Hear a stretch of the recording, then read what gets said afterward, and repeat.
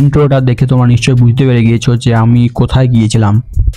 হ্যাঁ, ঠিকই শুনেছো, আমি গিয়েছিলাম দেওঘর বৈদ্যনাথ ধাম। আজকের এই ছোট্ট ব্লগটা এই বৈদ্যনাথ মন্দির নিয়ে। চলো শুরু করা যাক আজকের এই ছোট্ট ব্লগটা। আমাদের সাথে আজকে শেয়ার করবো এই দেওঘর যাওয়ার কিছু মুহূর্ত। দিনটা ছিল 8ই সেপ্টেম্বর 2024, রবিবার। ঠিক ভোর 5টা নাগাদ আমরা পৌঁছে যাই বাস স্ট্যান্ডে বাস ধরার উদ্দেশ্যে। বাসটা একটু লেট করায়, বাসটা ওই আসে 6টার দিকে। এই যে দেখতে পাচ্ছ আমাদের বাস, এটাই হচ্ছে আমাদের বাস, এটাতেই আমরা যাব দেওঘর বৈদ্যনাথ ধাম। বাসটা তোমরা নিশ্চয়ই দেখতে পেয়ে গিয়েছো। আমি সিট পেয়েছি বাস ড্রাইভারের ঠিক পেছনটাতেই আমি সিট পেয়েছি, একদম কমান্ডার পজিশন। এখন দেখতে লাগছে যে আমি যেন গাড়িটাতে চালাচ্ছি বাসটা।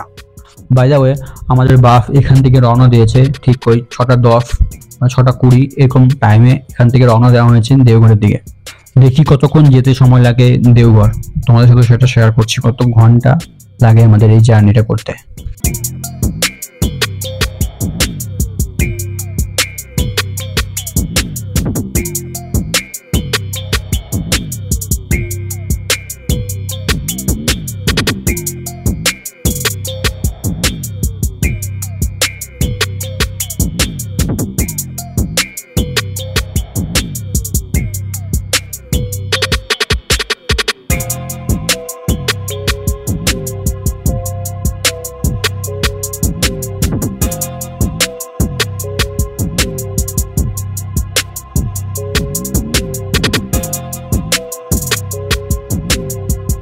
তখন ঘড়িতে বাজে ঠিক ওই 8:20 নাগাদ।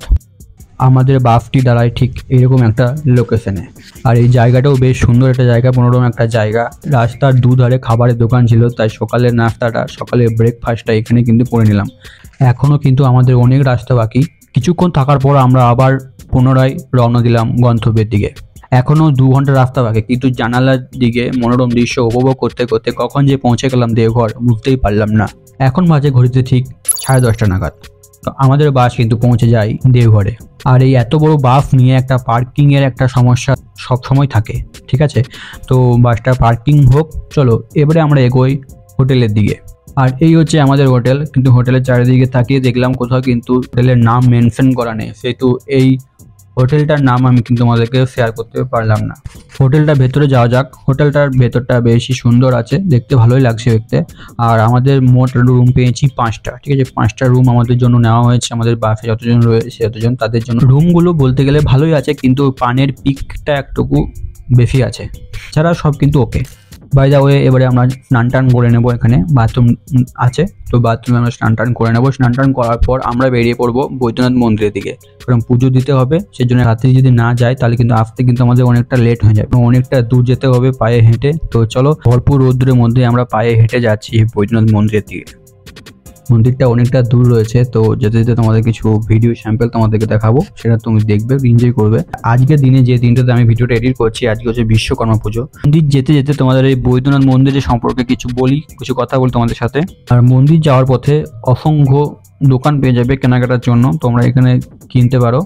বৈদ্যনাথ জ্যোতির্লিঙ্গ মন্দির বা বৈদ্যনাথ ধাম হলো শিবের দ্বাদশ জ্যোতির্লিঙ্গের মধ্যে অন্যতম। তার সাথে এখন আমি বলবো যে বৈদ্যনাথ ধাম নামকরণটা কিভাবে হয়েছে, বৈদ্যনাথ ধাম এখানে শিব মন্দির বা বৈদ্যনাথ ধাম এখানে কি করে হয়েছে, এই পুরো ঘটনা তোমাদের সাথে আজকে শেয়ার করছি এই ভিডিওর মাধ্যমে। চলো, আমরা সবাই জানি রাবণ হচ্ছে শিবের একটা পরম ভক্তের মধ্যে একজন। একদিন রাবণের তপস্যায় শিব প্রসন্ন হয়ে রাবণকে একটা বর চাইতে বলে। রাবণ চায় যে প্রভু, আমি তোমাকে আমার রাজ্যে নিয়ে যাব। আমার রাজ্যে মানে হচ্ছে রাবণের রাজ্য হচ্ছে লঙ্কায় তোমাকে নিয়ে যাব, কিন্তু তার পাশাপাশি রাবণকে একটা শর্ত দেওয়া হয়েছিল। মহাদেব বলে, রাবণ যদি পথে কোথাও এই মূর্তি বা এই লিঙ্গ যদি কোথাও স্থাপন করে দেয়, তাহলে সেখান থেকে পুনরায় কিন্তু তাকে আর তুলতে পারবে না। তথাকথিত ওইখানে কিন্তু ওটা অচল হয়ে পড়বে। মহাদেবের কথা মেনে রাবণ কিন্তু চলতে শুরু করে লঙ্কার দিকে। রাবণকে শিবলিঙ্গ নিয়ে যেতে দেখে সমস্ত দেবদেবীরা চিন্তায় পড়ে যায়।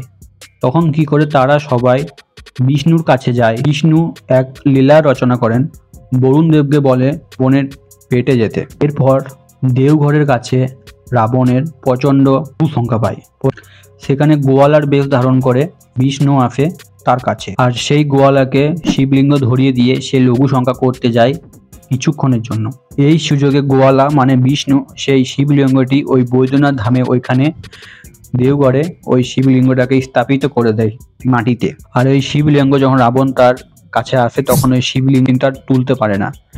ওই সেই জায়গাটাতে এখন বৈদ্যনাথ ধাম নামে পরিচিত।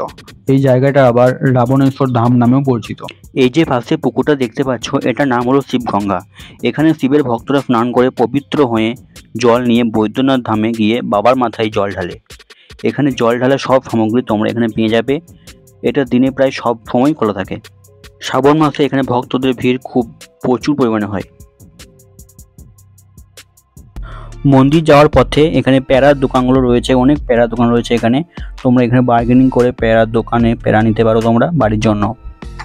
এই যে লাইনের ভিড়টা দেখতে পাচ্ছ, এটা কোথায় যাচ্ছে? সব বৈদ্যনাথ ধাম। তো এটা এখন অফ সিজন চলছে। অফ সিজন যদি এত লাইন হতে পারে তাহলে ভাবতে পারো একবার যে শ্রাবণ মাসের সময়, শ্রাবণ মাসে জল ঢালার সময় এখানে কত ভিড় হয় এই বৈদ্যনাথ ধামে। তো চলো এখন যাওয়া যায় মন্দিরের দিকে। আর আশেপাশে অনেক কটা তোমাদের দোকান পেয়ে যাবে কিন্তু কেনাকাটা করার জন্য। তোমরা এখানে চাইলে তোমরা শপিং করতে পারো। তোমরা একটু দাম একটু বেশি, বার্গেনিং করতে পারলে নিশ্চয়ই একটু কম দামে হয়ে যাবে তোমরা। আর পিড়ার দোকান কিন্তু কম নেই, অনেকগুলো পিড়ার দোকান পেয়ে যাবে। তোমার ইচ্ছা মতন তুমি যে কোনো দোকানে যেয়ে পড়ে একটু বার্গেনিং করে নিতে পারো তোমার বাড়ির জন্য। তো চলো মন্দির দিকে একটু যাওয়া যাক।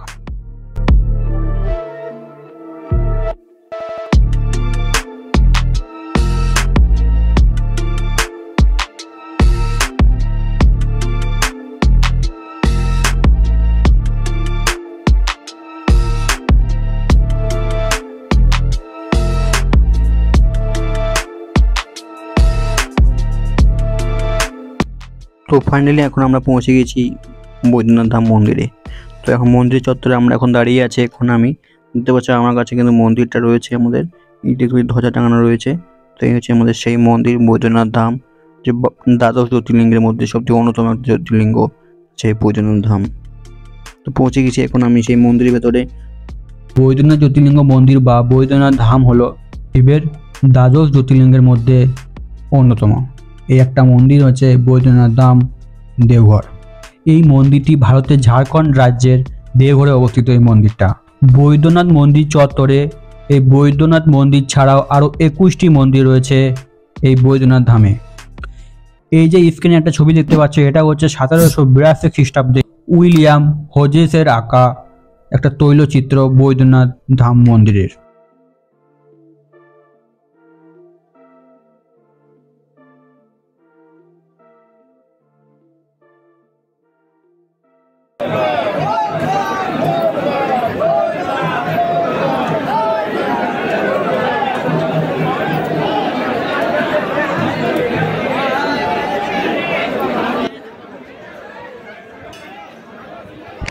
তোমরা একবার জায়গাটা দেখো, জায়গাটা কত সুন্দর। আর মেঘটা, ওয়েদারটা একদম সেদিন সেরা ছিল, একদম রোদ রোদ ওয়েদার ছিল, কিন্তু ফটোটা কিন্তু সেই লেভেলে উঠেছে।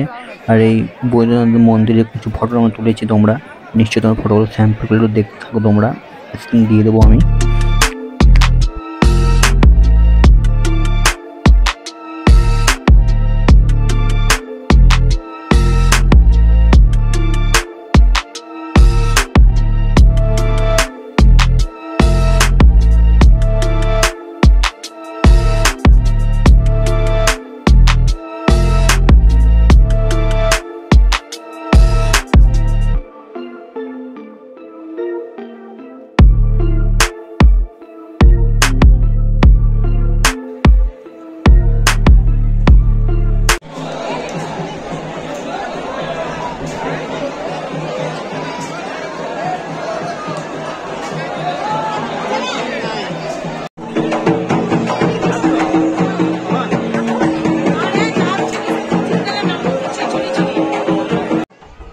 এই যে দেখছো মন্দিরের চূড়ায় চাপা হচ্ছে ধ্বজা টাঙানোর জন্য। তো এই ভিডিওটা তোমাদেরকে ড্রোন শট হিসাবে, ড্রোন শটের ভিউ তোমাদের দেখাবো এই বৈদ্যনাথ মন্দিরে। তো চলুন দেখে নিয়ে যাক এই ড্রোন ভিউটা।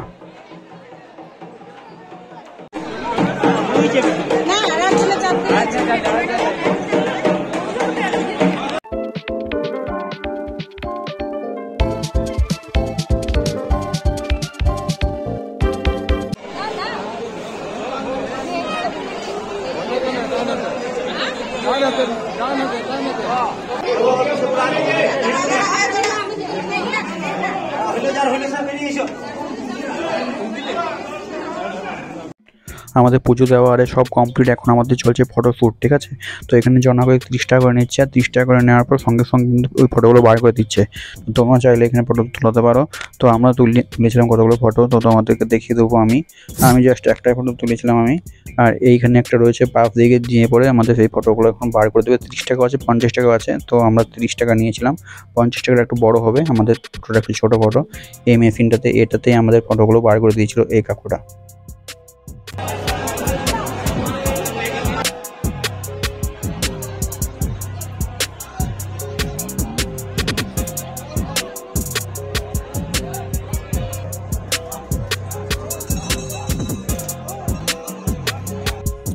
তো এখন আমরা যাচ্ছি হোটেলের দিকে, তো কিছু খাবার দাবার খাবো, তারপরে একবার ত্রিকুট পাহাড় দিয়ে ঘুরতে যাব। ওটা সেকেন্ড পার্ট হবে ভিডিওটা, ওটা সেকেন্ড পার্ট তোমাদের দেখিয়ে দেবো। ত্রিকুট পাহাড় আর অন্যান্য মন্দিরগুলো রয়েছে সেগুলো দেখিয়ে দেবো অন্যান্য পার্টে।